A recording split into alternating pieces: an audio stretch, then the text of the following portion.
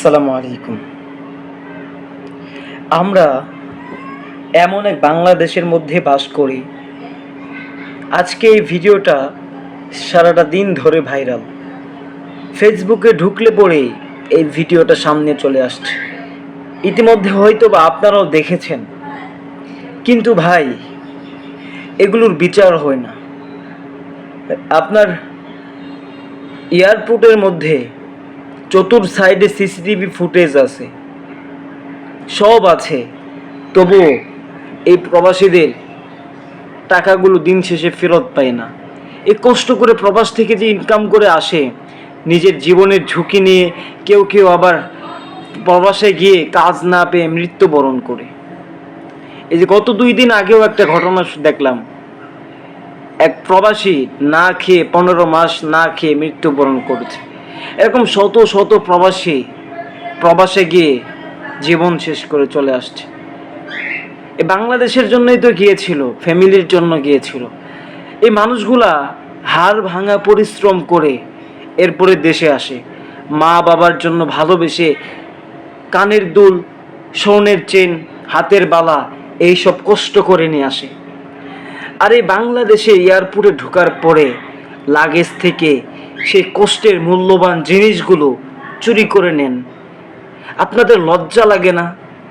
আপনি একবার কল্পনা করুন তো, আপনি যদি ওই প্রবাসীর মতো এই রোদের মধ্যে মাথার ঘাম পায়ে ফেলে মানুষের হাতে মারপিট খেয়ে এরপর ইনকাম করে দেশে আসতেন, আপনার টাকাগুলো যদি, আপনার সম্পদগুলো যদি এভাবে চুরি হতো, আপনি সাধারণ মানুষ হলে কি করতেন? একবার নিজের উপর কল্পনা করুন তো, কেমন লাগে? হ্যাঁ, এখন তো আপনারা করবেনই এমন কাজ, কারণ আপনারা যখন চাকরি নিতে যান তখন আপনাদের মোটা মোটা বান্ডিল গুনতে হয়, মোটা বান্ডিল নিয়ে চাকরি নেন। আর আপনারা কি সেই বান্ডিল না কামানো পর্যন্ত চুপ থাকবেন?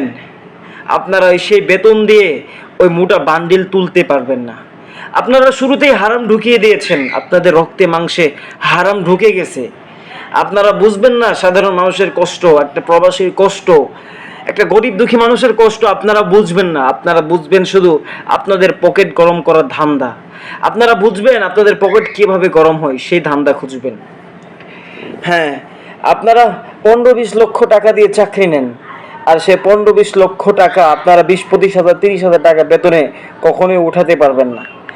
এই জন্য আপনারা ঘুষ দিয়ে, এই জন্য এই যে আপনারা প্রবাসীদের টাকা চুরি করে নেন, প্রবাসীদের সৈন্য লুট করে নেন। নিজের উপর একবার কল্পনা করুন, সেই জায়গায় আপনি হলে কি করতেন? এই লোকটা পাগলের মতো ছটফট ছটফট করছে, সে আজকে বাড়িতে কি নিয়ে যাবে, কি নিয়ে মা বাবার সামনে দাঁড়াবে? কত বুক ভরা স্বপ্ন নিয়ে মাকে বাবাকে বলেছিল, বউকে বলেছিল, বোনকে বলেছিল, বোন তোদের জন্য আমি এই জিনিসটা নিয়ে আসছি। আর সে প্রবাসে বাংলাদেশে এসেই তার সব কিছু হারিয়ে যায়। কল্পনা করা যায় একটা প্রবাসী কতটা কষ্ট করে? এই দেশের মানুষ বুঝে না এটা, একটা প্রবাসী কতটা কষ্ট করে। এই লোকের জায়গায় আপনি আমি একবার কল্পনা করুন তো, যদি আপনার আমার এমন হতো। এই লোকটা কত কষ্ট করে দেশে আসছে আপনি জানেন, কিন্তু এদেরকে মূল্য দেওয়া হয় না। আমরা বলি আমাদের বাংলাদেশ চলে 2টা জিনিস দিয়ে, এক হচ্ছে গার্মেন্টস শিল্প দিয়ে, দ্বিতীয় হচ্ছে প্রবাসীদের কষ্টে রক্তে মাথার ঘাম পায়ে ফেলে কামানো টাকা দিয়ে। কিন্তু তাদেরকে আমরা সেই পরিমাণ সম্মান দিতে জানি না। আমরা সম্মান দিতে জানি বাঙালি চোরকে, ডাকাতকে, এদেশের টপ লেভেলের চোরকে, যারা ভালো ভালো মসনদে বসে সাধারণ মানুষের টাকা চুষে খায়। এদেরকে সম্মান দিতে আমরা জানি। এই বিবেক থেকে, মন মানসিকতা থেকে আমাদের বের হতে হবে ভাই, নয়তো আমরা কখনো ভালো মানুষ হইতে পারবো না। এর বিচার হবে না, এর টাকা ফেরত পাবে না, সে কখনোই পাবে না। এমন শত শত প্রবাসী আছে, তারা কখনোই ফিরে পায়নি তাদের মূল্যবান সম্পদগুলো। শুধু এই নয়, এ দেখবেন পাবে না, এই 2 দিন পরে হারিয়ে যাবে, এর ভিডিওগুলো 2 দিন পরে চলবে না, তার আর কিছুই করতে পারবে না। এই চোররা ঠিকই টাকা খাবে, এই ছোট ছোট চোররা টাকা খেয়ে বড়দেরকে দেয়, জাস্ট সব কিছু মিটে যায়, দুজনেই সামথিং লাভ হয়, আর কিছুই হবে না। হ্যাঁ, বেশি ভাইরাল হইলে পরে একটু নিউজ টিউজ হবে, এরপরে দেখবেন সে আগের মতো হয়ে গেছে। এই হচ্ছে বাংলাদেশের বর্তমান প্রেক্ষাপট। কি বলবো ভাই, কাকে বলবো ভাই, কাকে বললে সমাধান হবে? কেউ নাই ভাই। এ বাংলাদেশের ভালো মতো হাল ধরার মতো কেউ নাই শক্ত হাতে।